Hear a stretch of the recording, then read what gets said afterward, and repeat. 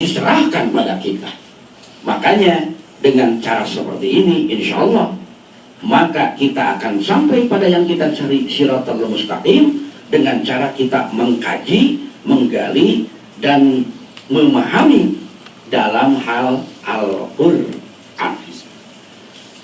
Makanya inilah yang saya pahamkan terkait dengan doa dalam sholat yang tadi, dalam Fatihah.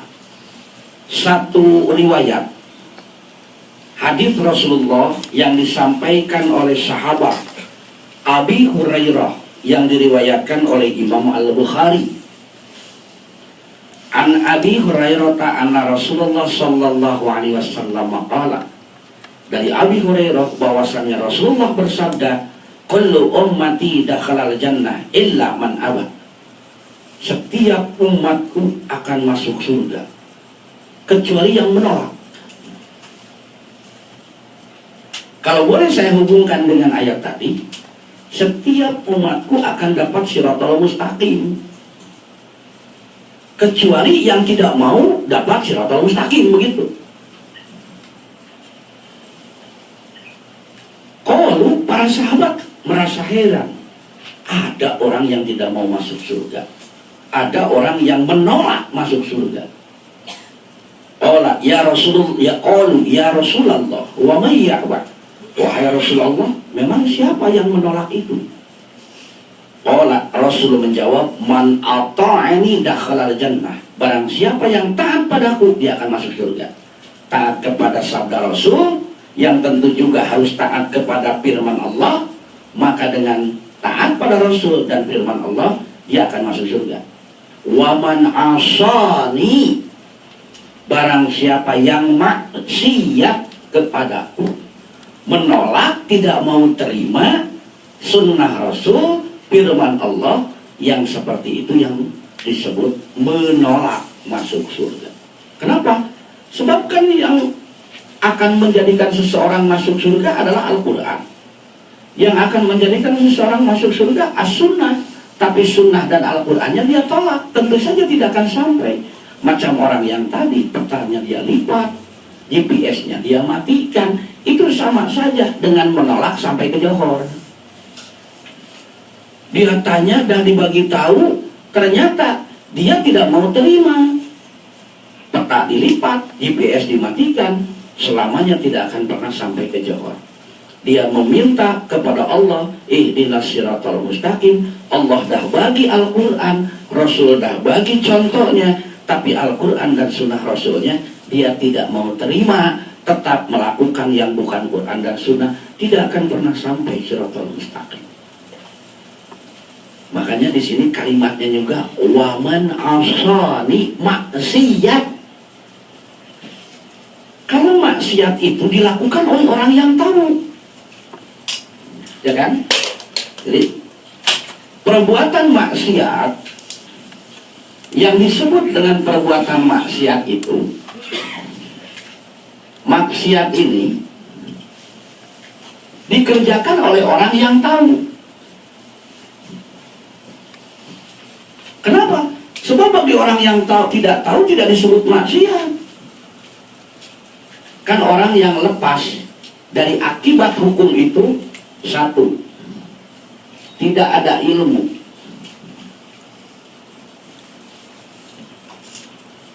Yang kedua, karena dia itu lupa. Dan yang ketiga, karena dipaksa atau terpaksa. Nah, bagi tiga orang ini, kalau dia mengerjakan kesalahan tidak dosa. Ada orang, dia itu minum arak, makan daging babi, tapi tidak tahu arak dan daging babi itu adalah yang dilarang. Bagi orang seperti ini, daging babi dan araknya halal haram. Lagi, ada orang tidak tahu ilmunya bahwa arak, daging babi haram. Kemudian dia makan, dia minum. Bagi orang yang tidak tahu, arak dan daging babi itu halal haram. Halal. Haram tepat. Sama seperti haji kemarin. Ya kan? Statusnya tidak berubah.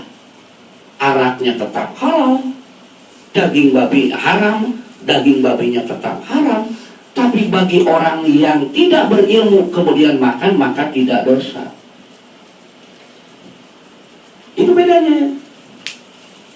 Ada orang yang dia itu lupa, kemudian di bulan Ramadan dia makan. Di bulan Ramadan di waktu siang dia minum. Bagi orang yang lupa, batal tidak? Tidak. Kenapa?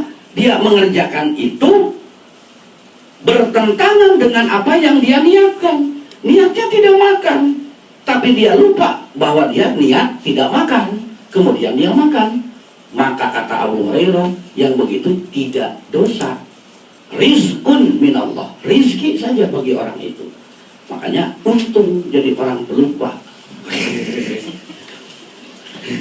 Bulan Ramadan dia makan sekali. Berapa kali batasnya? Orang yang lupa tidak ada batasnya.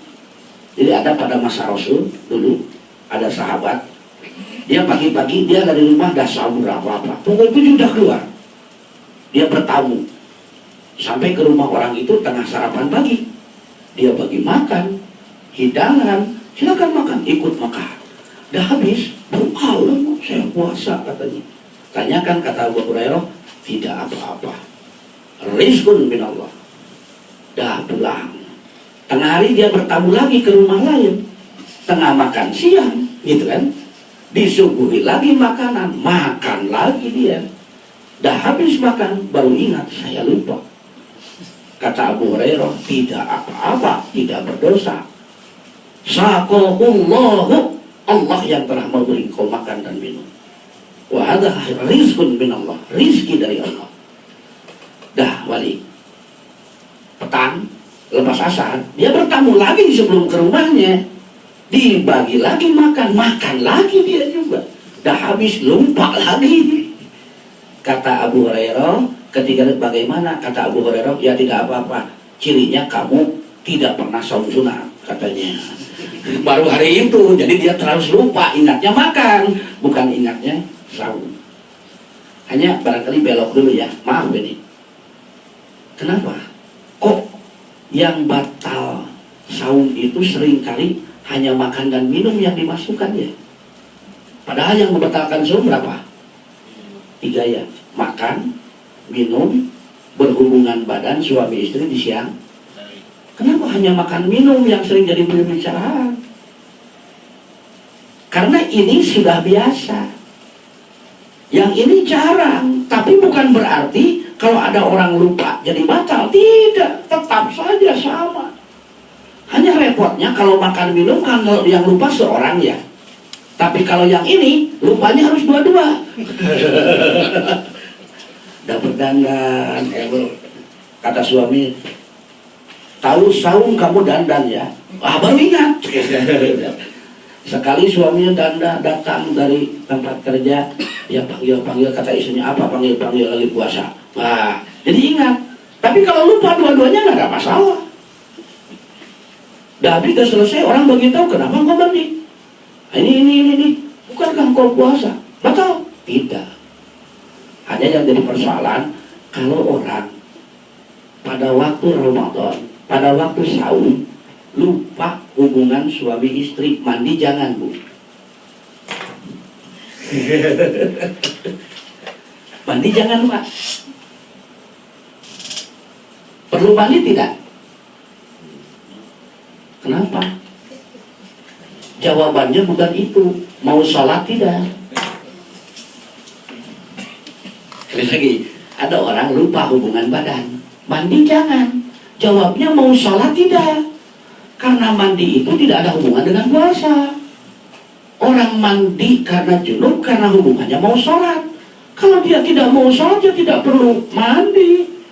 Bagi orang yang tidak pernah saum, apalagi tidak pernah sholat, kan hubungan badan kapanpun mau mandinya juga kapan silahkan. Bagi kita mandi itu karena kita mau sholat. Nah, kita balik lagi yang tadi. Jadi bagi orang yang tidak ada ilmu, yang lupa. Kemudian yang ketiga, yang dipaksa atau terpaksa. Diancam, kalau kamu tidak makan, saya bunuh. Atau orang yang terpaksa. Seperti apa? Tidak ada makanan, tidak ada minuman, dan dicari kemana-mana. Yang tertinggal hanya arak dan daging babi. Dimakan dan diminum haram, tidak dimakan dan tidak diminum, kelaparan dan kehausan, akhirnya kematian yang akan dia dapatkan. Nah, bagi orang yang seperti ini, daging babi, arak haram halal? Haram tetap. Tapi dia kalau makan dan minum menghilangkan haus dan lapar, maka bagi orang yang seperti itu, arak daging babinya tetap haram, tapi kalau dilakukan tidak berdosa. Jadi yang berubah bukan status hukum, tapi akibat hukum. Pisau dah di sini. Kalau kamu tidak minum arak, saya bunuh kamu. Ya terpaksa kan, gitu kan? Nah, jadi terpaksa membela diri dalam hal itu, tapi tidak begini. Alhamdulillah ada orang yang paksa. Itu mah berbeda. Jadi saya bisa rasakan itu berbeda tentu. Seperti orang yang puasa karena lupa dia makan dan minum tidak berdosa. Tapi kalau menjelang Ramadan berdoa, ya Allah, semoga di bulan Ramadan aku sering lupa. Itu terus dosa bagi orang yang sampai itu tentu. Nah, hadirin ikhwatul iman yang dimuliakan Allah, kita kembali lagi pada doa yang tadi. Ihdinas siratal mustaqim, artinya yang disebut ihdinas siratal mustaqim yang kita minta bukan berarti hidayah dalam arti yang kita belum dapat, tapi hidayah yang dimaksud di sini adalah hidayatul taufik. Tidak mustahil, ada yang sudah kita paham, ada yang sudah kita mengerti, belum kita amalkan. Kita minta pada Allah agar menjadi orang yang mengerti, paham, tahu tentang Al-Quran, juga menjadi amalan. Dan kalau sudah menjadi amalan, kita meminta dengan doa ini agar ditetapkan ada dalam hidayatul taufik. Pukul 10 lah cukup kira-kira. Itu barangkali kan kalau oleh-oleh tidak banyak ya Ustaz gitu. Buah tangan tidak ada yang satu kontainer. Nah, pasti kecil gitu. Jadi sedikit saja yang dapat saya sampaikan. Karena dikatakan tadi juga buah tangan. Buah tangan itu kecil saja, sedikit saja, tidak banyak. Namun sebelum saya akhiri, barangkali ada yang ditanyakan, saya persilahkan.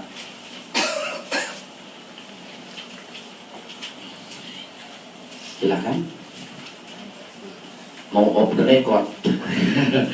Kalau off the record lebih panjang nantinya gitu.